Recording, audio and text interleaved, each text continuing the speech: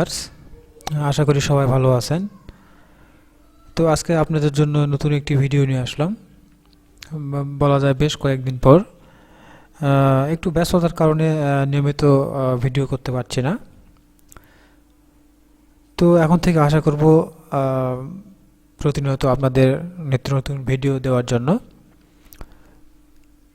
তো ভিডিওটি দেখার আগে সবার আগে একটি অনুরোধ, আমার চ্যানেলে যদি আপনি নতুন হয়ে থাকেন তাহলে চ্যানেলটি সাবস্ক্রাইব করবেন, আর যদি অলরেডি সাবস্ক্রাইব করে থাকেন তাহলে আপনাকে অনেক অনেক ধন্যবাদ। তো বেশি কথা না বাড়িয়ে চলুন শুরু করা যাক। তো আমাদের ছবিতে ফ্রেম সেট করার জন্য আমরা সর্বপ্রথম আমাদের কম্পিউটারে ফটোশপটি ওপেন করব।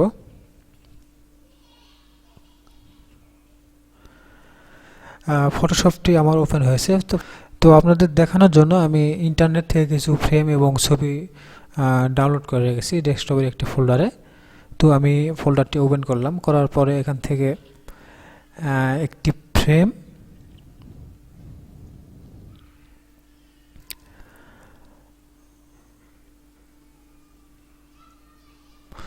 তো এখান থেকে আমি দুইটি ফ্রেম ওপেন করলাম এবং একটি ছবি আমি আপনাদের দেখানোর জন্য জাস্ট ইন্টারনেট থেকে ডাউনলোড করে রেখেছিলাম, সেই ছবিটি আমি এখানে ওপেন করলাম। তো এই ছবিতে আমরা এই ফ্রেমটি সেট করব। তো এর জন্য আমাদের যেটি করতে হবে, আমাদের যেটি করতে হবে সেটি হচ্ছে যে আমরা যে ছবিতে ফ্রেম সেট করব সেই ছবিটি আমাদের কি সাইজ আমরা করব। আপনি প্রিন্ট করার জন্য যদি ফ্রেম সেট করেন তাহলে অবশ্যই এই বিষয়টি আগে জানতে হবে। তো এজন্য আমরা ফাইলে ক্লিক করলাম, ফাইলে ক্লিক করার পরে নিউ ক্লিক করলাম।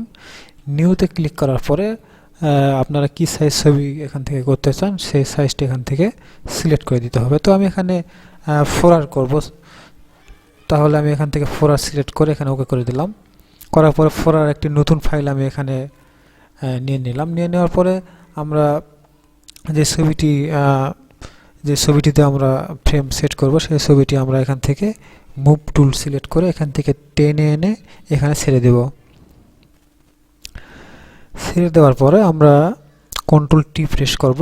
কন্ট্রোল টি প্রেস করার পরে অল্টার শিফট চেপে আমরা কোণাগুলো ধরে ছবিটি টেনে বড় করে দেব।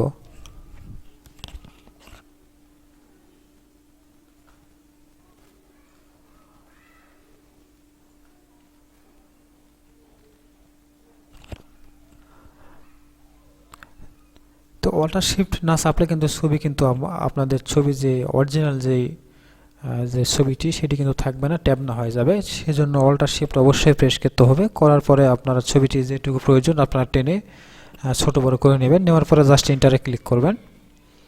করার পরে আমি পেজটা ছোট করে নিলাম। নেওয়ার পরে আমরা এই ফ্রেমটি এখানে সেট করব। তাহলে এই ফ্রেমটি আমি এখান থেকে মুভ টুল সিলেক্ট করে এখান থেকে টেনে নিয়ে এসে এখানে ছেড়ে দিলাম। ছেড়ে দেওয়ার পরে এটা আমরা যেটুকু আমাদের প্রয়োজন ছবিতে সেটুকু আমরা এখান থেকে টেনে নিয়ে এসে ছেড়ে দেব। তো দেখুন ইন্টার যদি আমি প্রেস করি, দেখুন আমাদের ফ্রেমটি কিন্তু সিলেক্ট হয়েছে। তো আপনারা যদি চান ফ্রেমটি একটু ছোট করবেন, সাইডে যে বর্ডারটি দেখতে পাচ্ছেন বর্ডারটি একটু ছোট করবেন, তাহলে আপনারা এখান থেকে টেনে বর্ডার ছোট করে দিতে পারেন। চতুর্দিকে যদি করেন তাহলে অবশ্যই অল্টার শিফট প্রেস করতে হবে, আর যদি উপরে নিচে করেন তাহলে এখান থেকে হালকা আপনারা টেনে ছোট বড় করে দিতে পারেন। তো এই হচ্ছে বিষয়, আশা করি বুঝতে পেরেছেন। খুবই সহজ একটি বিষয়। এখানে আরেকটি বিষয় রয়েছে, আপনারা এই ফ্রেমগুলো কোথায় পাবেন সেটি আমি একটু পরে দেখাচ্ছি। আর ফ্রেমের আরেকটি বিষয় রয়েছে, সেটি হচ্ছে যে ফ্রেমের ব্যাকগ্রাউন্ড রিমুভ করা না থাকলে কি করবেন। এই বিষয়টি যদি আমি দেখাই তাহলে এটা আমি কেটে দিলাম।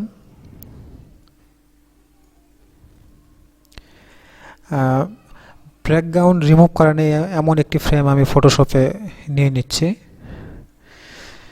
তো এই ফ্রেমটির ব্যাকগ্রাউন্ড কিন্তু রিমুভ করা নেই এবং একটি ছবি আমি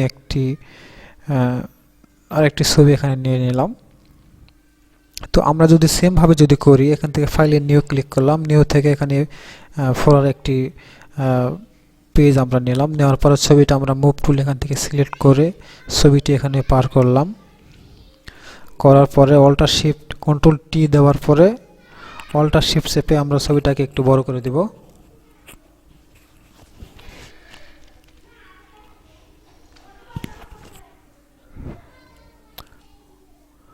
বড় করে দেওয়ার পরে আমরা জাস্ট এন্টার চাপলাম। তারপরে আমরা এখন যদি ফ্রেমটি যদি এখানে মুভ টুল সিলেক্ট করে যদি এখান থেকে এখানে পার করে দেই, তাহলে দেখতে পাচ্ছেন আমাদের ছবিটি কিন্তু হারিয়ে যাচ্ছে। তো আমি একটু ছোট করে নিলাম, নেওয়ার পরে আমরা ছবির ফ্রেমটিকে ছবির মাপে করে নিলাম এখান থেকে টেনে।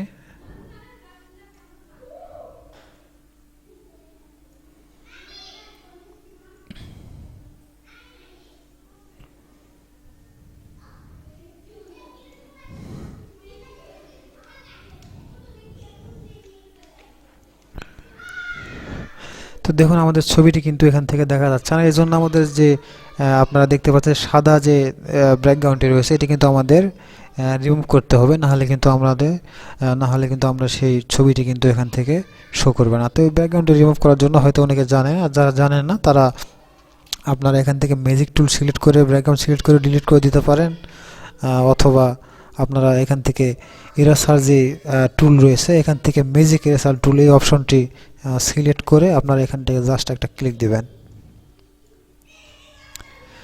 ক্লিক দেওয়ার পরে দেখুন আপনারা ব্যাকগ্রাউন্ডটি কিন্তু রিমুভ হয়েছে।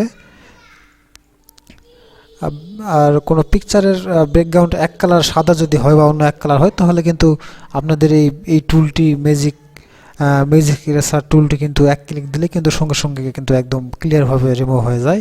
অথবা যেই ব্যাকগ্রাউন্ডের কালার একদম এক নেই, সেই কালারটি কিন্তু এরকম ফোটা ফোটা কিছু দাগ থাকতে পারে, সেক্ষেত্রে আপনারা পেন টুল দিয়ে দাগগুলো রিমুভ করে নিতে পারেন এভাবে।